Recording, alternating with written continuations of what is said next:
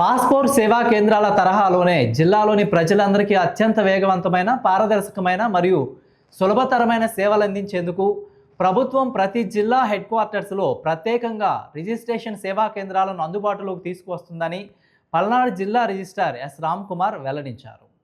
ప్రభుత్వానికి ఆదాయం పెంచడంతో పాటు రిజిస్ట్రేషన్కు వచ్చే ప్రజలకు ఎలాంటి ఇబ్బందులు కలగకుండా ఉండాలనే ముఖ్య ఉద్దేశంతో ఈ నిర్ణయం తీసుకున్నట్లు ఆయన స్పష్టం చేశారు. ఈ సేవా కేంద్రాలలో విజిటర్స్ కోసం ప్రత్యేక రిసెప్షన్, డాక్యుమెంట్ వెరిఫికేషన్ కౌంటర్లు, విశాలమైన ఎయిర్ కండిషన్డ్ వెయిటింగ్ హాల్, సురక్షితమైన తాగునీరు మరియు అత్యుత్తమ మౌలిక వసతులు అందుబాటులో ఉంటాయి. Document preparation, online slot booking, stamp duty చెల్లింపు వంటి ప్రక్రియలన్నీ ఒకే చోట పూర్తి చేసుకునే వెసులుబాటు కల్పిస్తున్నారు. కేంద్రంలోనే సబ్ రిజిస్ట్రార్ మరియు ఆ శాఖ సిబ్బంది అందుబాటులో ఉండి పత్రాలను వెంటనే చట్టబద్ధంగా పరిశీలిస్తారు. అన్నీ సరిగ్గా ఉన్న డాక్యుమెంట్లను కేవలం 1 నుండి 2 గంటల వ్యవధిలోనే రిజిస్ట్రేషన్ ప్రక్రియ పూర్తి చేసి ఒరిజినల్ పత్రాలను యజమానులకు అందజేస్తారు. ఇదే సమయంలో ప్రైవేట్ డాక్యుమెంట్ రైటర్ల ఉపాధిపై వస్తున్న అపోహలను జిల్లా రిజిస్ట్రార్ ఖండించారు. ఈ సేవా కేంద్రాల వల్ల ప్రైవేట్ డాక్యుమెంట్ రైటర్లు ఉపాధి కోల్పోతారనే ప్రచారంలో ఎలాంటి నిజం లేదని తెలిపారు. Registration and stamps department government వారు మంచి ఉద్దేశంతో, ప్రజలకి మంచి సౌకర్యాలు కలగాలనే ఉద్దేశంతో రిజిస్ట్రేషన్ సేవా కేంద్రాలు ప్రతి జిల్లా హెడ్ క్వార్టర్స్లో స్టార్ట్ చేయాలనే ఉద్దేశంతో గవర్నమెంట్ వారు ఆర్డర్స్ ఇచ్చి ఉన్నారు.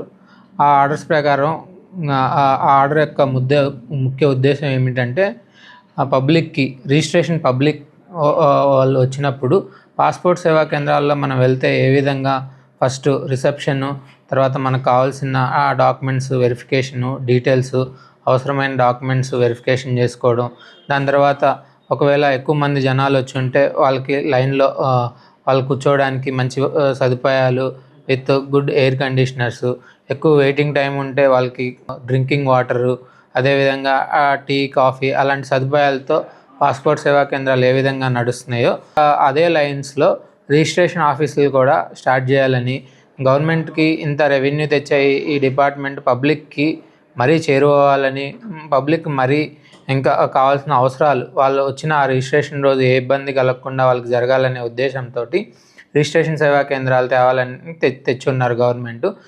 అక్కడే ఎవరైనా పబ్లిక్ రిజిస్టరింగ్ పబ్లిక్ ఒక రిజిస్ట్రేషన్ సేవా కేంద్రానికి వెళ్తే అక్కడే document preparation, stamp duty pay చేయడము, అదేవిధంగా ఆన్లైన్ స్లాట్ బుక్ చేయడము ఇవన్నీ చేసి పెడతారు. అక్కడే మా రిజిస్ట్రేషన్ ఆఫీస్ నుంచి గవర్నమెంట్ నియమించిన సబ్ రిజిస్ట్రారు స్టాఫ్ కూడా ఉంటారు.